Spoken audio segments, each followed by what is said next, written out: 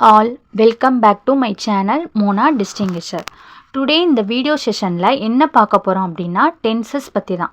என்னடா இது ஸ்போக்கன் கிளாஸ்ன்னு நினச்சி வந்தால் கிராமர் கிளாஸாக போகுதுன்னு நினைக்கிறீங்களா? உண்மையாகவே இங்கிலீஷ் பேசுகிறதுக்கு கிராமர் அவ்வளோ தேவையே இல்லைங்க. இப்போ நம்ம தமிழில் என்ன பண்ணிட்டு இருக்கான்னு கேட்குறோம்.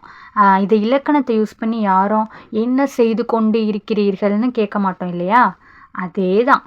ஸோ அதே மாதிரி தான் இங்கிலீஷ் லாங்குவேஜ் கற்றுக்கிறதுக்கும் கிராமர் அவ்வளோ தேவையே இல்லை. பட் பேசிக் கிராமர் கண்டிப்பாக தெரிஞ்சிருக்கணும் இல்லையா? அதுக்காக தான் இந்த டென்சஸ் கிராமர். என்ன ஓகேவா?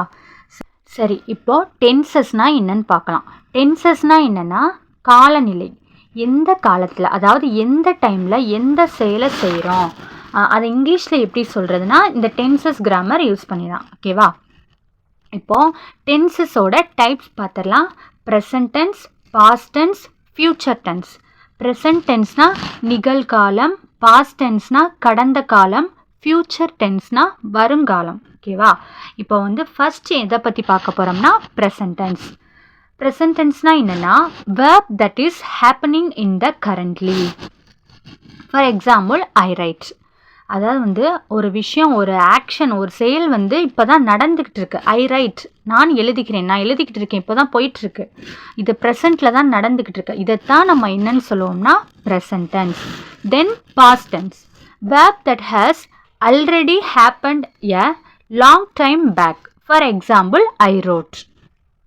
ஐ ரோட்னா நான் எழுதிட்டேன், நான் எழுதி முடிச்சிட்டேன். ஓகேவா? ஏற்கனவே நடந்துருச்சு இந்த விஷயம். சரியா? அந்த ஆக்ஷன் எப்போவோ நடந்து முடிஞ்சிருச்சு. ஓகேவா? அதைத்தான் நம்ம என்னன்னு சொல்லுவோம்னா பாஸ்ட் டென்ஸ். தென் லாஸ்ட்டாக future tense, verb that is about to take place in the coming time. For example I will write. I will write, I will ரைட்னா நான் எழுதுவேன், இனிமே தான் அந்த செயலை செய்யவே போகிறேன். ஓகேவா? I will write the test, இனிமே தான் நான் டெஸ்ட்டு எழுத போகிறேன் அப்படிங்கிறது. சரியா? அப்போ ஃப்யூச்சரில் சொல்கிறது. சரியா? ஐ வில் ரைட்டுங்கிறது. இதைத்தான் நம்ம என்னன்னு சொல்லுவோம் ஃப்யூச்சர் டென்ஸ். 3 டென்ஸ் என்னென்னா present tense, past tense, future tense. இன்னும் நிறைய எக்ஸாம்பிள்ஸ் பார்க்கலாம். ஐ டான்ஸ் ப்ரெசன்ட் டென்ஸில், நான் ஆடுகிறேன். ஐ டான்ஸ்ட், நான் ஆடினேன் பாஸ்ட் டென்ஸில். ஐ வில் டான்ஸ், நான் ஆடுவேன் இனிமே தான். சரியா? அப்போ அது future tense. Next I sing, நான் பாடுகிறேன். பாஸ்ட் டென்ஸில் ஐ சாங்குன்னு சொல்லுவோம். ஓகேவா? ஃப்யூச்சர் டென்ஸில் ஐ வில் சிங், நான் பாடுவேன், இனிமேல் தான் பாட போகிறேன். தென் ஐ ஸ்டடி, நான் படிக்கிறேன். ஐ ஸ்டடீடு, நான் படித்தேன்.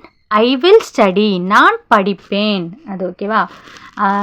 நெக்ஸ்ட்டு பாருங்கள், ஐ ஆர்கனைஸ். ஆர்கனைஸ்னால் என்னது? ஏற்பாடு செய்கிறது. ஒரு ஃபங்க்ஷனோ ஒரு ஷோவோ நடக்க போகுதுன்னா அதை நடத்துகிறவங்கள தான் ஆர்கனைஸ் பண்ண போகிறவங்க. சரியா? நான் தான் நடத்த போகிறேன், நான் தான் ஏற்பாடு செய்கிறேன் அப்படிங்கிறது தான் குறிக்கும். ஐ ஆர்கனைஸ், நான் ஏற்பாடு செய்கிறேன். ஐ ஆர்கனைஸ்ட், நான் ஏற்பாடு செய்தேன். ஐ வில் ஆர்கனைஸ், நான் ஏற்பாடு செய்வேன். புரியுதா? நெக்ஸ்ட்டு பார்க்கலாம். ஐ சால்வ். சால்வ்னா என்னென்னா தீர்த்து வைக்கிறது அப்படின்னு சொல்லுவோம். ஓகேவா? ஐ சால்வ், நான் பார்த்துக்கிறேன், நான் தீர்த்து வைக்கிறேன் அப்படின்னு சொல்லுவோம். நான் தீர்த்து வைக்கிறேன். ஐ சால்வ், ஐ சால்வ்டு. சால்வ்னா என்னது? நான் தீர்த்து வைத்தேன், முடிஞ்சிருச்சு. ஏதோ ஒரு ப்ராப்ளமோ ஒரு இஷ்யூ ஏதோ ஒன்று முடிஞ்சிருச்சு. ஐ வில் சால்வ், நான் தீர்த்து வைப்பேன், நான் பார்த்துக்கிறேன் அப்படின்னு சொல்லுவோம்ல, நான் தீர்த்து வைப்பேன். ப்ரெசண்ட்டில் ஐ சால்வ்னா நான் தீர்த்து வைக்கிறேன். ஐ வில் சால்வ்னா நான் தீர்த்து வைப்பேன். ஐ சால்வ்னா நான் தீர்த்து வைத்தேன். ஓகேவா? மீனிங் மட்டும் நல்லா புரிஞ்சு வச்சுக்கணும். தென் பாருங்கள், wait, waited, will wait. Take, took, will take. Like, liked, will like. Go, went, will go. Come, came, will come. See, saw, will see. எப்படி மாறுதுங்கிறத பார்த்துக்கிட்டே வாங்க. பிரிங், பிரிங்னா கொண்டு வர. சரியா? Bring, brought, will bring. Work, worked, will work. Play, played, will play. சரி, இப்போ உங்களுக்கு டென்சஸ்னால் என்னன்னு தெரிஞ்சிருக்கும். இதை வச்சு சின்ன சின்ன சென்டென்ஸ் பேச ஸ்டார்ட் பண்ணுங்கள். நான் ஆல்ரெடி போன வீடியோவில் சொல்லியிருப்பேன், ஒரு நோட் போட்டு ஹிண்ட்ஸ் மாதிரி எடுத்து வச்சுக்கோங்கன்னு. அப்படி ஃபாலோ பண்ணால் தான் நீங்கள் சீக்கிரமே இங்கிலீஷில் பேச ஸ்டார்ட் பண்ண முடியும்.